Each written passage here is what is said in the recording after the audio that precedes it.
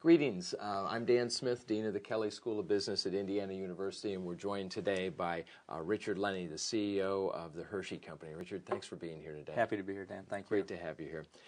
You know, there's been so much volatility lately, and in fact, just actually not even so much volatility. It's just steadily rising oil prices and transportation costs and so forth. How is that affecting your business? I think one of the biggest impacts is what's going to happen with consumer sentiment.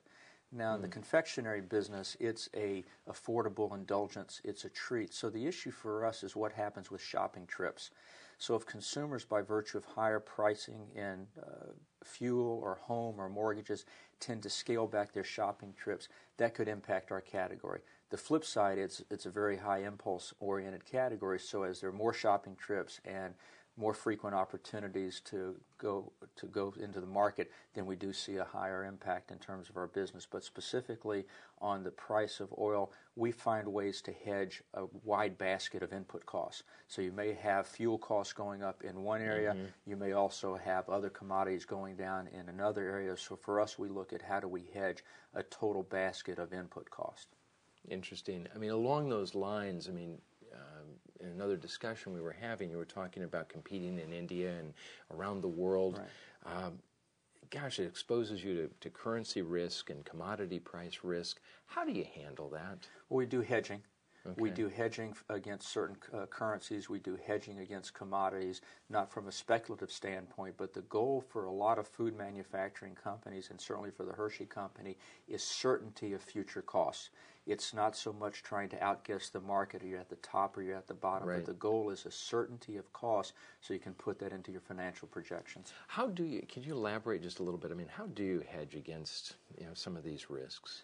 Well, first you think about, okay, what are the commodities that you know you must have, right. And what's the relationship? For example, we will use heating oil to hedge against fuel cost because they pretty much work in tandem. There's some commodities that you cannot take a forward position in, such as dairy, so you have to buy that on the spot market. Cocoa, which is our number one ingredient, we take a much longer term view, and we could be hedged anywhere from 3 to 24 months, depending on our view of the market. But again, the goal is to lock into a certain cost structure, not necessarily trying to beat the market. Right. But just to get some degree of certainty around your cost. Absolutely. Yeah. So more of those input costs, and it could be pension expense, it could be healthcare costs, it could be fuel, it could be packaging. How many of those can we take the appropriate position in? So we're also not hanging out there too much in terms of the markets going the wrong way. We want to get as much certainty around our cost position as we can. Right. So just really good business fundamentals. Right. To your point, though, there's one thing that's interesting. Those companies that have broader portfolio breadth or broader geographic presence have natural hedges built in terms of currencies.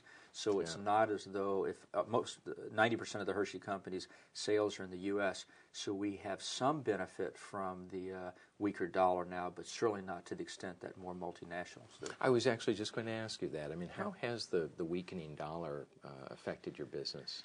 It hasn't impacted that much. We have a decent operation in Canada and Mexico, so we benefit from the weaker dollar there. Okay. We don't export a lot, so it doesn't hurt us in that regard. Right. But because we are predominantly a U.S. business, we're not getting the benefit that other companies are, but we don't have nearly the fluctuations either. Okay. Well, with our seasonality around the holidays and pronounced events that drive candy sales, how do you handle that with so much volatility in demand? In terms of working capital in particular. Well, there's a couple of things. We have the key holidays such as Halloween, Valentine's, Easter's, and the goal is how far out in advance can we get retailer orders. So we just finished, Halloween's about a month ago. Right when Halloween of 2007 is finished, we start working on Halloween for 2008 so that we know close to 9 months in advance what retailers' inventory positions are going to be, and then we'll go into the short-term credit market to borrow for working capital needs to finance our manufacturing and distribution of the seasonal products, and then we collect very quickly after the holiday from our retail customers. What is the collection cycle like in terms of we cash? have 210 net 30, so you're getting it quick. We get it very quickly, and we don't do things such as extended terms, and so we are very current. But the important thing to your question is making sure we have a very good forecast about the holiday season coming up, primarily based on what kind of sell-through we had from the recently completed season. I mean, you have so many SKUs, so many stock keeping units, and how do you know what demand is going to look like from year to year, especially with so much candy consumption being associated with younger audiences? Yeah, I think the easy way to kind of think through it, the top 10 products have typically been the top 10 products. Okay.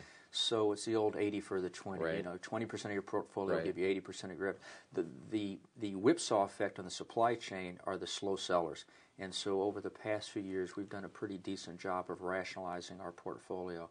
But when you get down to the lowest level of aggregation, which is a few SKUs at a specific customer, we have dedicated customer teams, and they really manage that portfolio with a Target or a Walgreens or a 7-Eleven. So they really know that customer very, very well. And we have much better data now because of the point-of-sale material that we get and the inventory management systems in place. We're in a much better position to have far less inventory on hand to meet even seasonal peaks and valleys than we would have had historically. So Target and Walmart really are close partners with you. I mean, the major big box retailers in terms of sharing data and collaborating with you to help you predict. Yeah, and it's interesting because candy broadly is a category that has the widest distribution. Part of that is because it grew up as part of candy and tobacco jobbers, so everywhere a transaction occurred, there was candy. Yeah. So we get the smallest percentage of our sales from traditional supermarkets. So the big box retailers are huge, convenience stores, drug customers, but we have dedicated teams on each of those, and that's how we manage it. Yeah, it's got to help in the forecasting. Yes.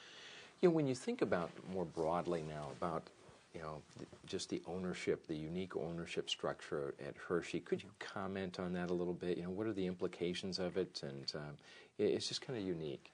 Very unique. Maybe describe it, actually. Happy to do that. In 1909, Milton Hershey and his wife, Catherine, started a school for orphan children at the time, and the school's coming up on 100 years. And at the time, Milton Hershey put all of his stock of the Hershey Company into a trust for the school. And that's the trust is the trustee for the Milton Hershey School, which is the largest pre-K through 12th grade residential school in the U.S. And they have a 30% economic ownership of the company, but 80% voting control. So it's a very interesting relationship between the economic minority and the all other shareholders, which are the economic majority, and the voting majority, which is the trust. So it's a very interesting relationship. It's one that's worked well for close to 100 years, and the trust has a very keen view of ensuring that the company continues to be successful. Interesting. I mean, to what extent do you think this has actually contributed to the performance of the company? I think through the years, the trust has been viewed as a very important but almost silent majority shareholder. It's very important the company continues to do well for the dividends because that supports the school. I'll tell you where there's been a major benefit. Employees really like knowing that as goes the company, so goes the futures of the school. And there's a very good social responsibility relationship between the company and how well the school survives. Does that general social responsibility, does it permeate the entire company as a result of its roots?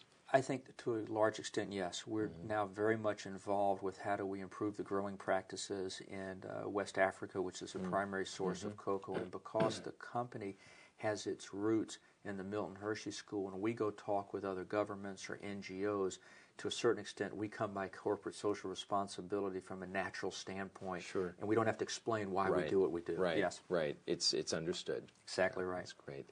Well, Rick, thanks for joining us today. Welcome, we really appreciate your time and your insight, and it's just tremendous to have you here. Great. Glad to be here. Thanks. Thank you. Thank you.